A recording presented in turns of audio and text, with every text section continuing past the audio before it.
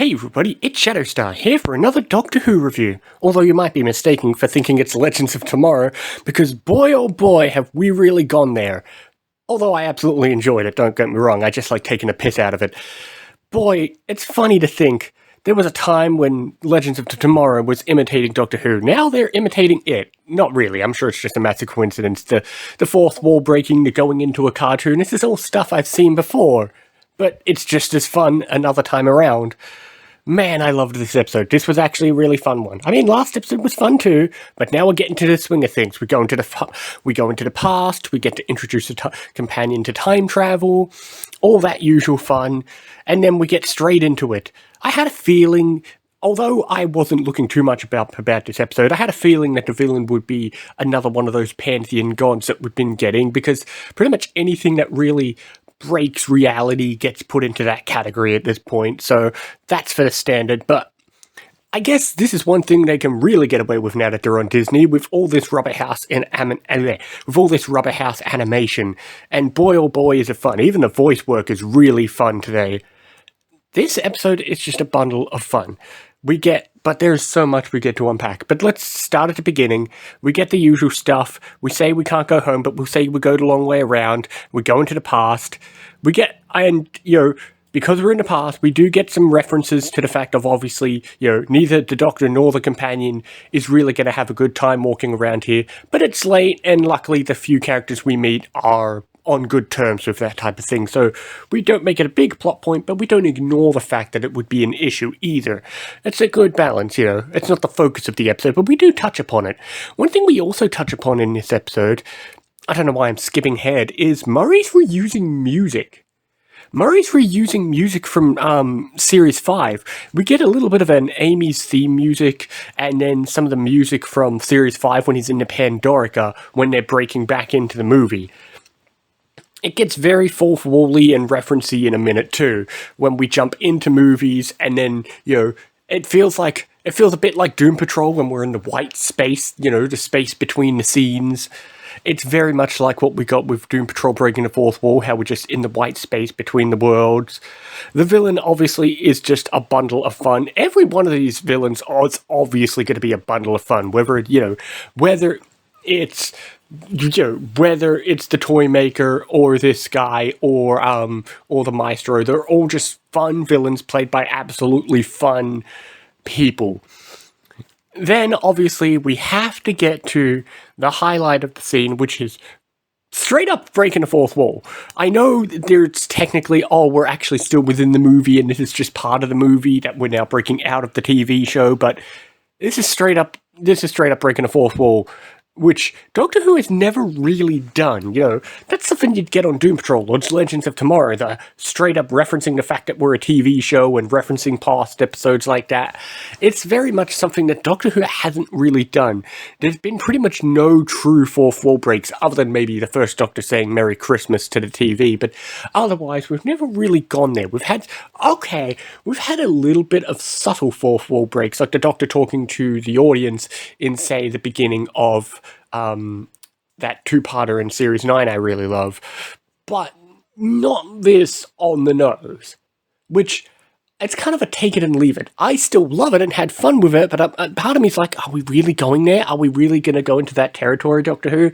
But I guess, whatever, we can have fun with it. It was still fun, even if you're like, okay, I guess that's where Doctor Who is now. We're up to fourth wall breaks. I love the background details too. I love how it's not just, we're Doctor Who fans. We have, they get so on the nose with some of the stuff like, we're Doctor Who fans, we're annoying, we won't shut up about our favourite episode. I love how even the older person says R.I.P. Doctor Who, and if you look at the background, you can see the background is filled with like toys, and then there's old classic DVDs, there's a classic Blu-ray box sets. I love the background details, it's amazing, I do love that. That entire scene is just fun for looking at the background. They knew what they were doing. I love them using RP Doctor Who. I love how they're like, no, we're going there. We're going to poke fun of you idiots. I love it. I love that stuff. And speaking of fourth wall breaks, I guess this point we're really getting there.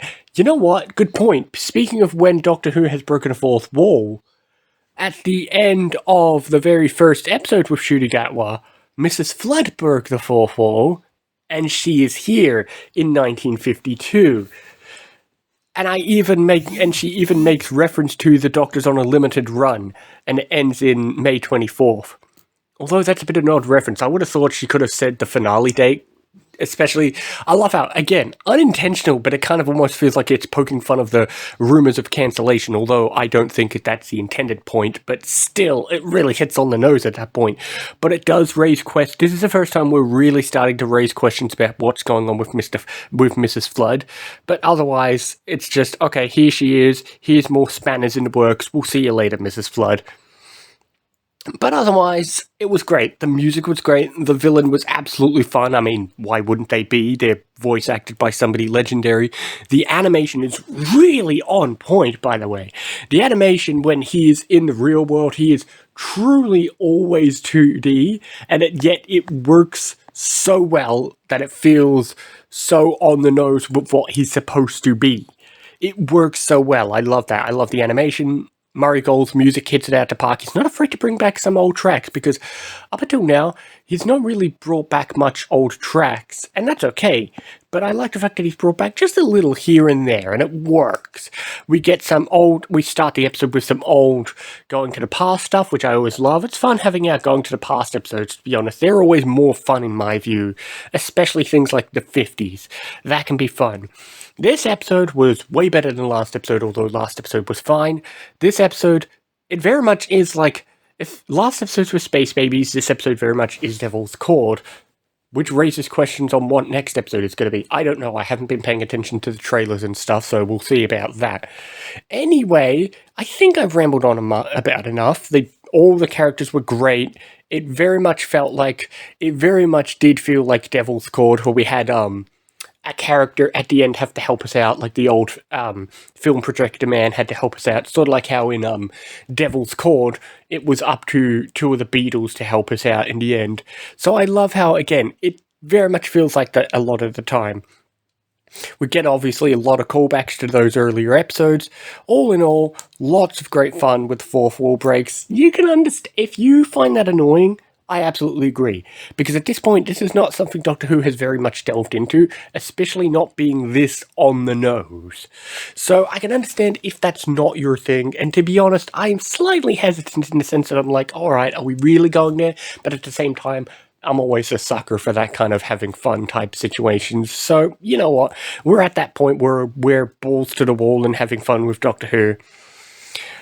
But anyway, I think I've rambled on enough. I've absolutely loved this episode. There wasn't too much to complain about in this episode. Honestly, the pacing was really good. There's not much to complain about.